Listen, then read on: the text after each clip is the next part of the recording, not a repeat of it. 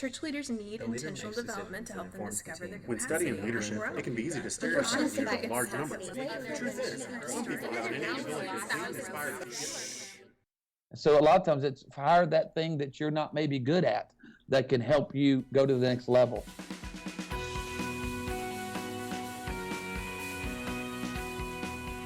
Hello and welcome to the Vanderbloemen Leadership Podcast, where we talk about how to build, run, and keep a great team. I'm your host, Holly Tate, and on this week's episode, William talks with Dino Rizzo. Dino is the executive director of ARC, a church planning network that he co-founded, and it has planted over 400 churches across the United States. William and Dino talk about how to launch a church plant well, the ceilings that every church planter faces, and characteristics of an effective church planter. Be sure to tweet along with us as you're listening using the hashtag Vandercast. That's hashtag Vandercast. Let's jump in. Hey, thanks everybody for joining us again this week. We're so glad that you're with us and glad to share with you some of the things we're learning about building, running, and keeping great teams. As we travel all over the country, helping churches, getting the honor of being really in a holy space of helping churches find their pastoral staff, we get to see a lot. And this week, I'm super excited to have Pastor Dino Rizzo with us. Pastor Dino built a fantastic church and now is multiplying his ability to help churches by helping a whole lot of churches. Dino, welcome. Thanks for being with us. Oh, thanks, William. I appreciate it so much and just love you guys and what you do and just think the world of being a part of this. It's just a real honor. Yeah. So Dino is running, and I'm going to get the title wrong. It's Executive Supreme Commander or something like that. Janitor of ARC. Of ARC. Tell us what ARC is, the Association of Related Churches. Yeah. I think it's relatedchurches.com. Is that right? It sure is. It sure is. Yeah. So tell us about ARC. Tell us, just for a lot of our listeners aren't familiar with what that is. Give us a quick version of how it started and what y'all are doing and what the vision of the thing is. Yeah, I mean, I know we planted, Dylan and I, we planted our church in 1993, and in those days there were no partnerships, we didn't know of any, and so we just launched it. Matter of fact, the person who believed in us was Joel Osteen's dad, John Osteen. He gave us our first check and said, you go plant that church there in South Louisiana. And we started, and after a while you get to talk to your youth pastor buddies and guys you did life with, and they're starting churches. So we just would buy keyboards and trailers and help them monthly support. Rob Kettling, Stovall Weems, John Siebling, Judd Champion, all those guys And then a guy by the name of Billy Hornsby. We had breakfast one day eating biscuits and gravy in South Louisiana. And he said, what about if we came together? There's a guy by the name of Greg Surratt over to Seacoast Church. He said, what if we came together and planted churches together? If we would harness and take the resources that we have and pointed them, be deliberate and intentional. So we did that along with Scott Hornsby, Billy's brother. And our first two church plants were Pastor Chris Hodges and Rick Bezid. They were plant number one. They shared number one together. And so we did that together 14 years ago. And I think that was pretty good, fruitful ground. Church of the Highlands, a new life. Yeah. And Church of the Highlands, just so people know, if they don't know, it's churchofthehighlands.com, I think.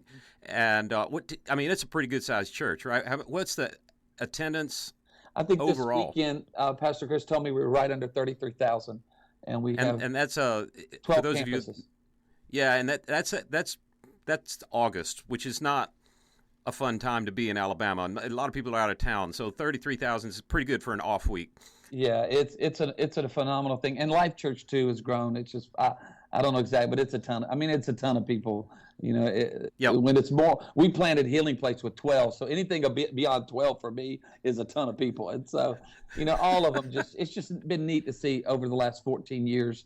Our guys who help us, Michael Smith and Mark Cleary, those guys, and every day we get to help people plant churches, and it's just been exciting. I think in the last 14 years we planted right at 504, and then we have 40 that are on deck right now, William, that'll plant this fall, and then we've got a great group that's looking for 2016.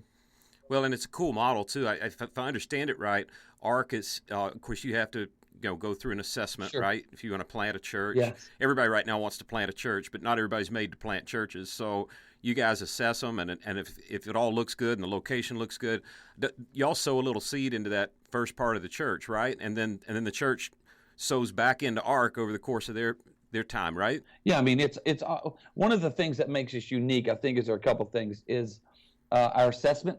I think we do a pretty good job of assessing people before the plant. So we spend a lot of time in relationship. We spend a lot of time talking, meeting, connecting. They go through some online assessment, and then we do actually come here to Birmingham or other locations. And so I think our assessing we do well. I think the coaching the church planter, once they're assessed, and we say, let's resource the dream in your heart, then we've got some good coaches. These are some young guys that have planted the last couple years and have done well. We take them and we let them walk through the new couples. So it's like, they've been close to the battle, so we bring them back around and catch those in line and walk them through their journey. And then the other thing is the resource component. And really, that was Billy Hornsby's heart, our founder. When he and Greg sat down and said, what if we could resource a couple that have a dream in their heart and give them the resources where they could launch strong? So we believe in making the most of your launch date. Do everything we can to get it to launch strong. That's great. Hey, one question we get all the time from church planters, they're not calling us to do a search necessarily, but they've grown some and they're like, okay, it's been me and my wife doing everything together.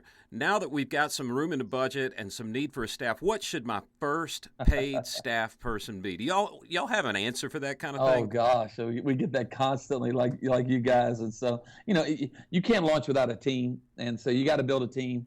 A lot of times you build a launch team, and then some of the launch team, that's their role. But then when the church gets going, and that first year or two, all of a sudden you grow and you find these amazing things happening. So you need to add to the team, and there's a lot of ways to approach that. I think you can look at what is it that people are looking for? Of course, our children, our worship, our kids, our students, and then as it relates to connecting people, how do we connect people? I always kind of lean towards, I think you should hire someone that can help you connect people to the dream and the vision and help people take their next step in God. So I'll a lot of times say, why don't you hire someone who can help you, and I know this is an old school word, assimilate, or help people take their next step along the growth track that you've developed so that people don't fall through the cracks, so you can get more people involved, more people on the field, so you can continue to grow. So that's normally what I lean into, but even sometimes pastors need an assistant. They need somebody just to keep themselves organized because that's not their gift. So it's probably different for every environment based on the gift mix. And I know you guys help a lot of that with pastors trying to assess what they're good at, what they're not good at. And so a lot of times it's hire that thing that you're not maybe good at that can help you go to the next level. That's really good. That's what we tell people all the time. Figure out what you're good at and do more of that and find somebody to backfill the rest. Yeah, that's good. Yeah, that's great. So now you've got a conference coming up. Tell us about that. Yeah, we have 2 conferences a year. Normally there's one that takes place sometime on the East Coast. They've been in Jacksonville. This year it's going to be in Birmingham, but that is in the spring. But our next conference is in the fall, and that's October the 13th and 14th. It's in Orange County. It's in Anaheim at Gene Apple's church. And so we're thrilled about being out west again. We were out west last year at Saddleback, and just a really neat present. It's one of our places we're really targeting to plant churches. There's some great churches out there, some great movements, and we want to come alongside and strategize and kind of get some synergy going as far as ARC's role on the West Coast. So we want to invite people out. You can go to our website is arcchurches.com, and you can go to that and register for the Orange County West Coast Conference, and then we'll be back around in the spring here in Birmingham at Church of the Highlands, because the ARC offices are here in Birmingham. So our conferences are a time for people to connect. Not only do we help church planners, but it's really about helping grow churches also. So we do a lot of that also.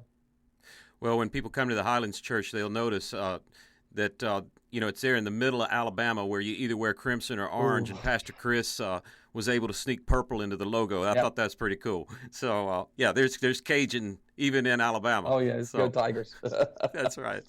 Hey, let me ask you this: when you talk to guys who are planting churches and just starting to build, what are a couple of the common things that you see that if they get this right, it's going to work really well? Like, what are a couple of the ceilings you got to break through if you're out there as a young planter?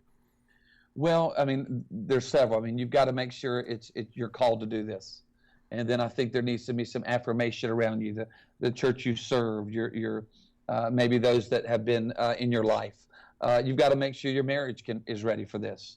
So we spend a lot of time with that spouse and making sure that they have a heart for this. And then, the city you're going to, have you done your due diligence on that city or that location? So there's that ministry call, there's that marriage component, and then the finances, the resources. Do you understand the money that it's going to take? You're going to need to raise money and be strategic in that. And so there's some money management that is a part of that. And since we help resource that, we help guide that. And then really it's about building a team. It's about building a team. It's about finding a location. It's about some marketing, being able to tell your story. There are great churches everywhere. You run into guys who say, hey, I'm planting there because there is no good. Stop. There are great churches everywhere. But you're coming along to add to that story. There's something you can add to that community to help the poor, to be there for those that are needy, and to make a difference for the kingdom. So helping them craft their story and find their uniqueness so that when they're deposited in a community, they're adding value and bringing people to Christ. So there's a lot of conversation about that along the journey of course, and then getting ready for that launch site. Have you found a site? Have you secured that if it's temporary, being able to be mobile, developing that lead team where you can move into that school, have those services, and then making sure you can track the people and you're ready for that when they show up that first Sunday. That's awesome. And I've heard if you can get through your first summer, you're going to be all right. Is that you're fair about right? statement? Yeah, I mean, it's that you're right. I mean, if you can manage the summer and be ready for that. So there's ways you can counter that. I know a lot of people will do at the movies. There's a series you do where you combine with movies and you tell stories. So a lot of guys will counter that summer drought with exciting times, with great sermons. You never give it away. You got to press hard during that time. And what I love, because of online giving and because of text giving and because people are giving differently, a lot of time financially, you don't have to have a summer slump with your finances, because people can give through technology now, which is huge and has done wonders for the kingdom of God. That's so funny you say that, because our last guest on the show was Elliot Crowther from PushPay. They've developed the app that allows you to give, and they've even got the biometrics where you can just use your thumb on your home button of your iPhone. Wow. You don't have to enter passwords or anything. Their average gift is, I think, text giving, the average gift is somewhere under $20. Their average gift is $167. Wow, that's huge. Because people want to give through, and they can give whenever they want. They don't have to be at church. They can give, while they're on vacation or whatever. Well, there's so many things going on in people's lives, with school and kids and work. And so, I just think it's an amazing thing, all these tools and all these resources. When we planted 23 years ago, baby, you were passing the containers and every once in a while checking the mail. And so these are good days to be doing the work of God. That's right. That's right. I read one time recently that the failure rate of church plants is slightly higher than the failure rate of new small businesses in the country. I mean, I hear it. It's like right now, I believe church planting is how the kingdom grows most effectively. Mm-hmm. But I think everybody seems to think it's the cool thing to do right now, and I am called to plant. Is there a checklist of things that say, bro, you are not called to plant? Because I see guys all the time who started out in a church plant, and the church plant just didn't make it, and then they absolutely flourished as a member of a large church staff. It's just like, you guys who are successful planters like you and Pastor Chris, y'all have a different genetic wiring. So what do you look for in a planter to say this works or this doesn't? Because I'm sure there are guys out there listening today who are thinking about, I'm going to plant and I'm going to do it on my own. Is there a word we could give to say, you might want to do a gut check? Yeah, well, that's why assessment is so important, because we do walk people through some drills. It's like in football, you're going to have to run the drills. And so Billy Hornsby used to say, you need to have that spirit where that go on and do it spirit, that go on and get it done spirit. And so we're looking for people that are self-starters. We're looking for people that have a little bit of a spiritual entrepreneur flow to them, where they're not afraid to parachute into a place. They can make friends. They can be intuitive. They can understand the city. And that ministry call is what drives you when it gets bad. So there better be a call to know that I'm supposed to be here with these people, and I'm gonna persevere. I'm gonna reach. I'm gonna press. There's got to be a little bit of tenacity to a church planter, that they realize, man, and if no one goes, I'll go. And the wife has to feel that as well as the family. And so we're looking for that call. And then I think something you said is so true, William, is there are a lot of people that are called to be on staffs and to build great things. I mean, it's interesting. I led a church and planted a church and then led one for 20 years and then stepped down, took some time off, and now I'm on staff at a church. So I know what it feels like to sit at the head of the table, but also know now what it feels like to sit at the side of the table. And so I'm enjoying it. There's a flourishing when you can. It's about being faithful to the call that God has on your life. And what happens? We live in a world where people compare, and people try to look at others and say, "Well, what other people are doing?" And so I just love faithfulness. So whether it's faithful on staff, it's faithful being a campus pastor, it's faithful in being in business. I've met pastors that should be in business, that should be financing the kingdom. And I've met some businessmen that should be in ministry serving. So it's being true to who God called you to be, and then being satisfied with your portion. And I can say, William, that I'm learning at 51 how to be satisfied with my portion and with what God has called me to do. And that's what I pray for a lot of these young guys. Hey, listen, you need to be satisfied with what God's doing in your life. Don't look at somebody else. Don't get distracted by their flow. God's got you in your own deal. When you talk about the spouse, we've probably spent more time researching how do you figure out whether the spouse is going to be a deal maker or breaker, because it is one or the other with pastors. When you're looking at a pastor's spouse, are there a few key indicators that make you say that's a winner? Yeah, that's why we meet one-on-one. We want to do face-to-face. A lot of times you can see it in that woman's eyes. You can see it on her splendor, on her glow. There's something about it. There's tangible things, of course.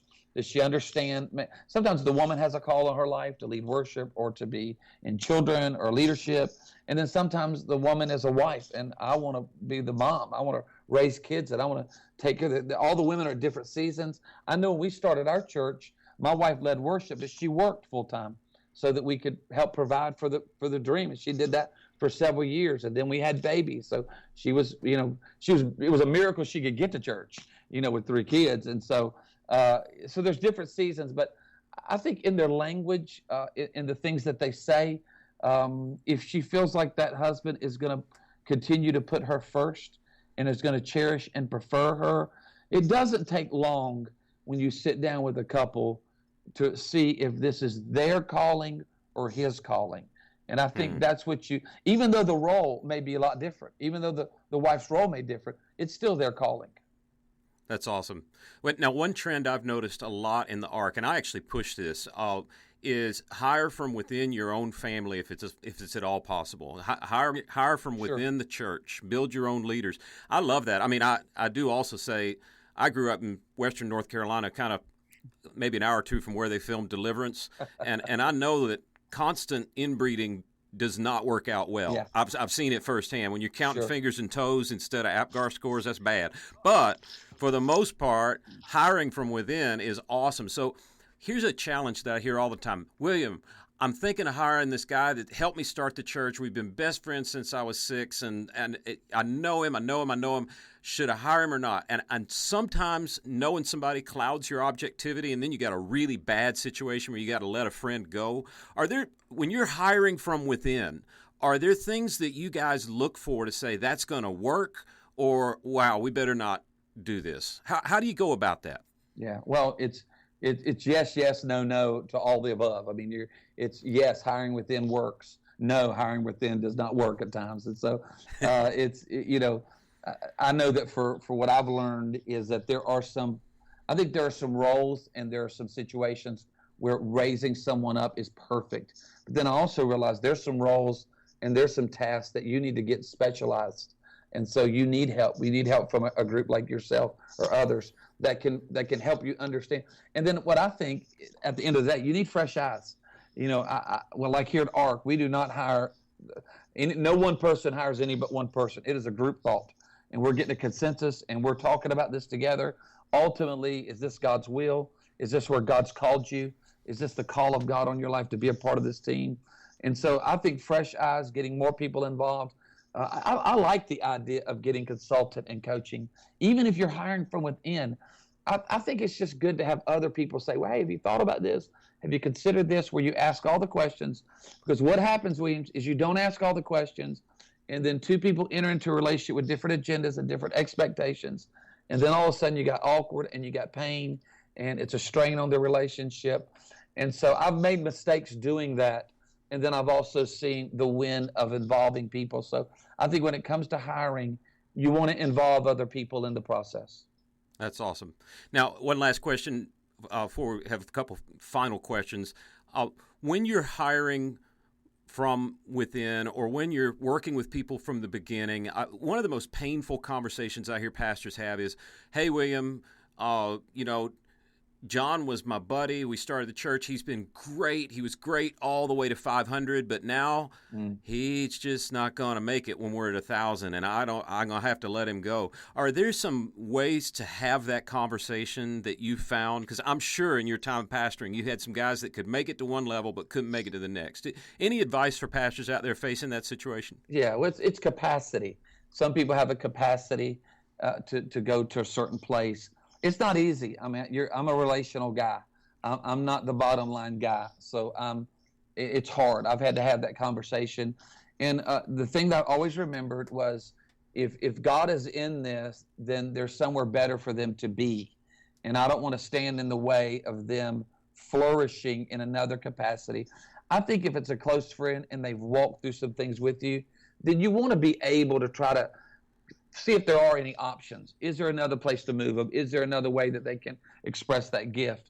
But at the same time, you got to be honest. You got to have the hard conversation. That's what leadership is about. That's why you lead. That's why you're the leader, is you get to have hard conversations, or you get to be a part of those hard conversations. So sometimes it's not easy. Sometimes you can find another option, or sometimes it's a relief to that person because they're frustrated and they're not happy and they don't feel like they're adding value. And so at the end of the day, you can't let it go without addressing it. It hurts the body. It hurts them.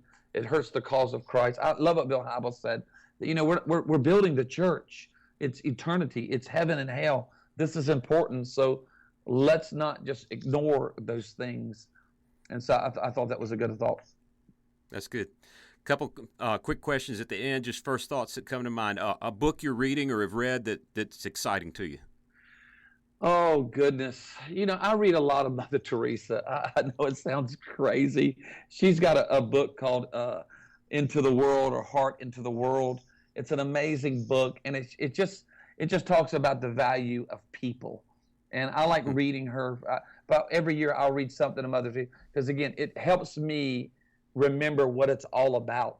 And as we travel, as we build churches, as you speak, and you're a part of, things, I want to make sure my heart is about the person and the pain in the individual. So I read things that bring me back to people and to individuals, as well as some leadership things. But right now, that's something that I'm reading. It's in my briefcase right now. That's awesome. And what about leaders you're either listening to or learning from? Could be church, not church.